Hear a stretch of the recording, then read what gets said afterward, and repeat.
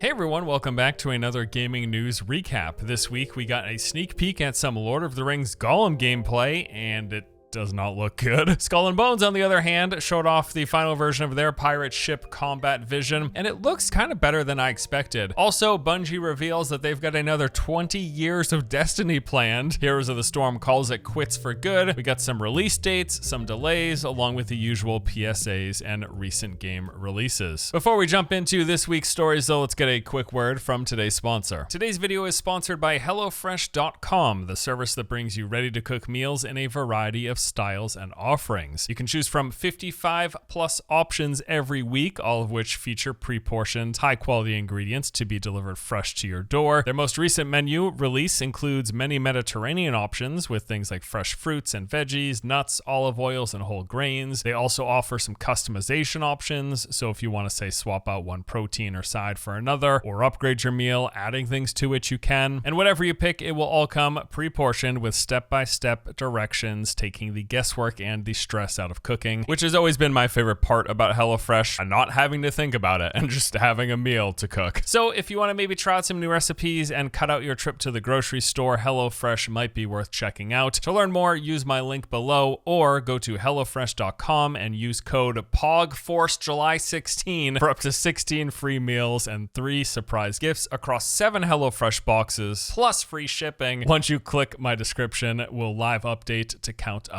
the purchases. All right, kicking things off this week, the very first gameplay trailer for the upcoming Lord of the Rings Gollum game came out, which is pretty exciting stuff. I know myself and many other fans of the Lord of the Rings franchise have been eagerly awaiting getting a better look at this game. Well, it's not looking really good. The thing with this story is I don't have to say much, just look. Honestly, in half of these scenes, it looks like the textures just didn't load in. Like, what is going on here? I'll use my words, okay? Clearly, visually speaking, they appear to have gone with a more stylized approach instead of aiming for realism, meaning they weren't looking to have super detailed, high-fidelity textures and good lighting, instead going with a more cartoon aesthetic. Even though I realize this was a design choice, this was a decision, it wasn't an accident, unfortunately, I think the delivery is just not good. You know when people joke about a game's graphics not looking good and they go, haha, this looks like a PS2 game. This looks like a PS2 game. I'm not joking. Like, with the exception of like a couple of shots, just about everything is very unappealing looking. And I want to be clear here, I am not like some graphic snob. I am totally cool with games having stylized, cartoony, cel-shaded, whatever sort of different graphical approach or style a developer may want to use. It's cool. Many of the games that I've played and loved also don't aim for realistic graphics. Like, that's not a requirement for me to enjoy a game. But here, it just kind of seems like they were aiming for realistic, but then just like didn't load the HD texture pack. I don't know, it's just really odd, and I hate to harp on a game's visuals because yes, it is not the most important thing, but man, the first impressions seeing this trailer are just not good. The important aspects of a game come down to the gameplay, the systems. So how are they looking in this game? Well, they haven't revealed a lot of specifics, but it's pretty clear from the trailer that the game will have a big focus on stealth. We see lots of sneaking around as Gollum likely would do, hiding in shrubs and tall grass, throwing rocks to distract enemies, climbing around and grabbing onto stuff. It does look like it's going to be a fairly linear stealth adventure game. You'll make your way through these levels, sneaking past threats, interacting with some set pieces probably. Also, I wouldn't be surprised if the game even used quick time events, you know, if like Gollum came across a dragon or something. I don't think we'll be picking up sticks and stabbing at it. They'll probably just have us go to specific areas and like hit X to duck away or whatever. We'll have to wait to see more, but yeah, the first impressions from this initial gameplay reveal are just really not good. And I think that's a shame. As a lot of you may know, I like looking forward to games, and I like the Lord of the Rings franchise, and I wish there were more good games in it. A big part of the reason I still enjoy covering games here on YouTube for over 10 years is because I like to be looking forward to things, and generally I am not here to just dump on stuff, especially before I even get the chance to play it. But I just cannot say how very disappointed I am with that trailer. It was just a very, very bad impression. Now, on the other hand, Ubisoft's upcoming pirate game Skull and Bones had a pretty big reveal this week. In an hour-long live stream, they showcased tons of updated gameplay covering all of the major systems and features, from combat, things to do, customization, progression, and I gotta say, while it's not exactly what I was hoping for, I do think it looks pretty cool. So as expected, the game's main focus is on ship combat. There will be a variety of different ship types with all sorts of customization options. You'll start off as a novice pirate with a small little dinghy, and then by completing tasks, you'll level up, get access to better ships, which you can deck out, and then use them to take on other pirates, pirate hunters, real players in PvP, and to do a variety of different missions for rewards and further progression. You'll then keep leveling up, getting better and stronger ships with different play styles. There'll be like slow and strong ships or fast and nimble ships. There'll be cargo ships that can carry a lot but aren't very good in combat. And then you can customize further, choosing to do things like make them more durable against certain damage types, make them more lethal, faster at turning, faster in the full gust of wind, so on and so on. Lots of different kind of things to tinker with. And then on top of that, the game's going to have these social hubs that are called pirate dens. This is where your character will be leaving their ship and walking around to purchase supplies, to change outfits, to pick up contracts, to buy new ships, and interact with other players, which means just kind of like spamming funny emotes. There's also going to be management systems. You will have to tend to your ship as it takes damage. You'll have to feed your crew so they don't starve and mutiny. You'll gather resources while you're out at sea, which will be used for the game's crafting. There's also all sorts of different quest types called contracts. You'll be going to different locations, doing different stuff. There are public events that you can engage with, like you might find a merchant ship being escorted by a fleet of warships. You can try to take that on, or you could come across a heavily defended fort that you could siege and plunder for its riches. Lots of different locations to explore, all of which is set in the Indian Ocean. The game's also going to have various weather events and big storms with things like rogue waves. Along with the event, Ubisoft also revealed that the game will be scheduled now for release on November 8th. All of this, I think, looks pretty neat, honestly, for what it is. My biggest disappointment is simply knowing that at one point in development, they were apparently aiming to deliver something kind of more akin to Sea of Thieves, where you actually would play as a character that you had full control of, and you were able to do things. You could leave the ship to board enemy ships possibly, or to explore islands, or even engage in some sort of melee or ranged combat. That was on the table at one point. Part of the reason Skull and Bones has seen so many delays from what we've heard is because they've gone back and forth of exactly what they wanted this game to be. Is it just a naval combat game, or is it more of a you are a pirate and you control the pirate and you do lots of things? They've gone with the focus pretty much entirely on naval combat, at least for the combat elements. There are parts of the game where you're controlling your character, like when you are in those social hubs and stuff, but it's just walking around. It's not like an action game as a character. It's a naval combat game where sometimes you're controlling a character to talk to NPCs and to buy things and stuff like that. So yeah, with what they've settled on, with the exception of going into those pirate dens, the social hubs, everything else is done with cutscenes. Boarding an enemy ship is a cutscene. Quote, exploring an island is a cutscene. Even harvesting resources is done from the ship. We saw that in this recent gameplay. Now, I still want to try the game, and like I said, I still think it looks decent, but it is a bit of a bummer to me that all combat is entirely ship to ship and nothing is character based. I think a lot of the fun in Sea of Thieves came from the combination of those two. You would be steering your ship and then launching some cannons, but then jumping off your ship to board the enemy and actually controlling your character, fighting the other players, trying to sink them, and then reboarding your ship. All of the dynamic elements that were in that process are just not going to be a part of Skull and Bones. It's just going to be steer your ship, fire the cannons, angle things right, and then sink them, get close enough and hit X to board, at which point you watch the cutscene of your crew running amok. It's not quite as cool as I was hoping, but I did like these games. There were two gameplay trailers, like 7 or 8 minutes each, and I thought it looked pretty neat. I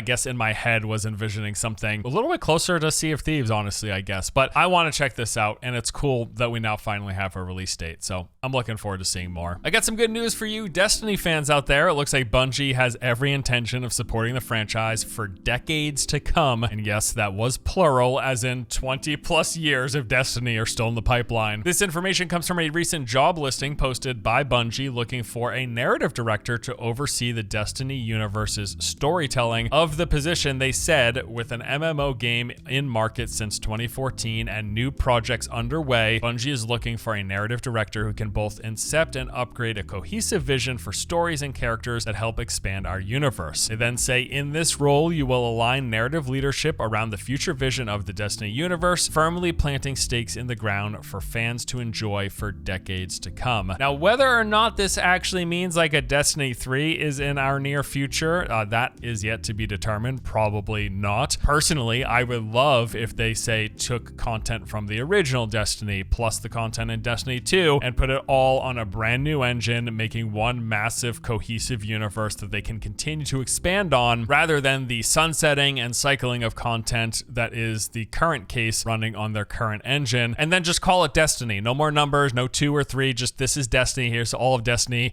We're going to be making Destiny for 20 years. That's my dream. Probably not going to happen, but whatever they do next, it is bound to still be quite a ways away. As we know, there's still some more major content coming to Destiny 2 in the next couple of years. Also, I do want to add here, we do know that Bungie is actually currently working on a mobile FPS game with NetEase. That is happening. The obvious rumor is that this is going to be Destiny for phones, and this is a trend we should expect to continue to see. After Diablo coming to phones, Destiny is going to be coming to phones, Call of Duty on phones. These big AAA franchises for PC and console, they're going to keep migrating to phones because they make a lot of money. Whether or not I or you like to play it, there's an audience for it. If it's not me, there's people to play it and that will spend money.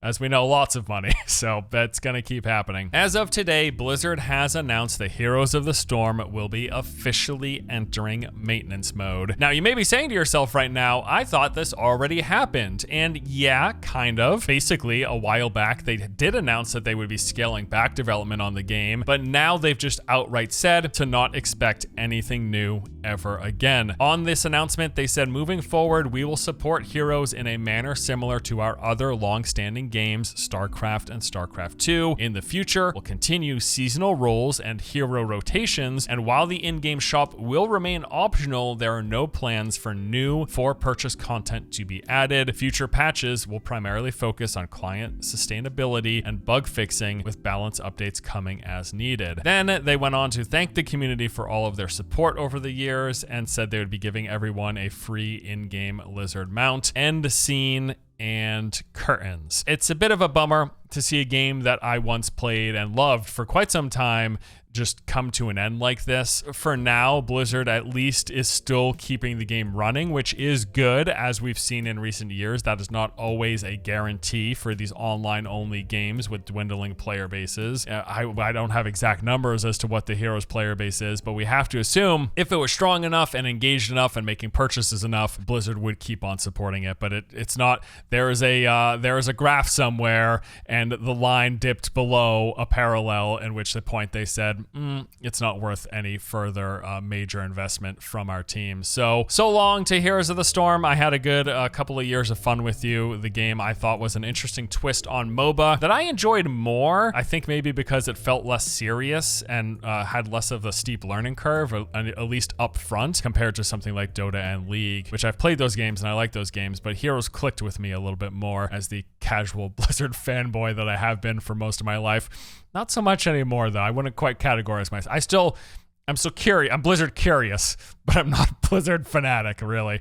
Square Enix's open world cyber magic parkour action adventure game Forspoken has got another delay. Originally, this was set to release in May of this year, was delayed to October, and now it's been pushed back again to January. Now, while that first delay was due to them wanting to continue development, make improvements, and further polish the game, this one's different. Now, the game is being delayed for strategic reasons, namely to avoid competition. Now, the announcement said specifically, as a result of ongoing discussions with key partners, we have made the strategic decision to move the launch date of Forspoken to January 24th, 2023. All game elements are now complete and development is in its final polishing phase. That's about as clear as they can make it without just outright saying the words God of War. I'm kidding. I'm kidding. I'm sure it doesn't hurt to not release right next to God of War, but they were far enough apart. They were like a month apart that I don't think it would have made that big of a difference. The real big reason comes down to actually Square Enix themselves. They have not one, not two, not three, four, or five, but 6 other games planned to release during the rest of this year. 6 of them. Square, I think, just doesn't want to steal their own lunch money. Between now and December, they'll be releasing Valkyrie Elysium, Nier Automata, The End of Yora Edition, Harvestella, Final Fantasy VII Ever Crisis, Star Ocean, The Divine Force, and Diofield Chronicle. 6 games. It is just nuts. It is crazy. You know what? I'm happy if they're taking this extra time. Polish it as much as possible. Make it as good as it can possibly be. Some of that early gameplay footage had a pretty rough frame rate, so if they can polish and work on optimization, all that stuff. It is a little weird to me that Forspoken is the one that's getting pushed back compared to any of the 6 other titles here, but Square Enix, they don't want to have a crowded lineup, and you know, the beginning of the year is probably better when it comes to what kind of competition you'll be dealing with versus the end of a year, because you know, from August all the way up to the holiday season tends to be the busiest time in gaming, so if they want to get out of that window,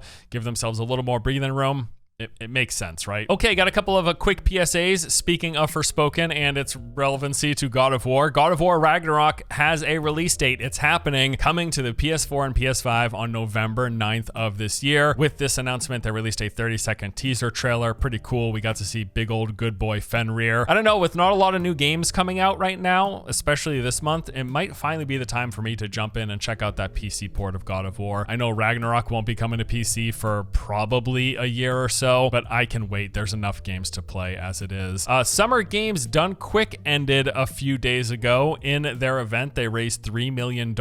Pretty awesome. This was for Doctors Without Borders. I love watching these speedruns, and Games Done Quick events are always fun as well for their awkward moments. This year, some dude faked part of his run, playing like a pre-recorded video instead, and in doing so, it appeared that he set some world record, but then during the event, while this was happening, he was like, no, you shouldn't call it a world record, and then he recited some old copy pasta about what is going.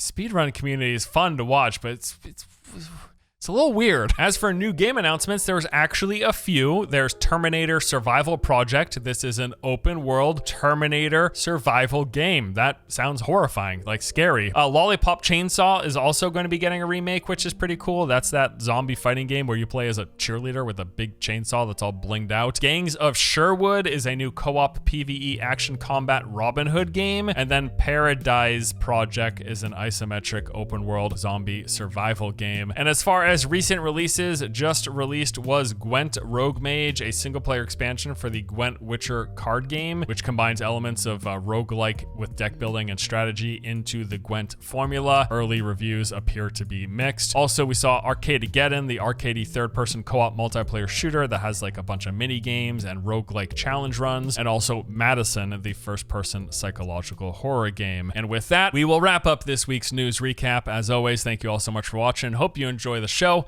and I'll see you in the next one. Take it easy.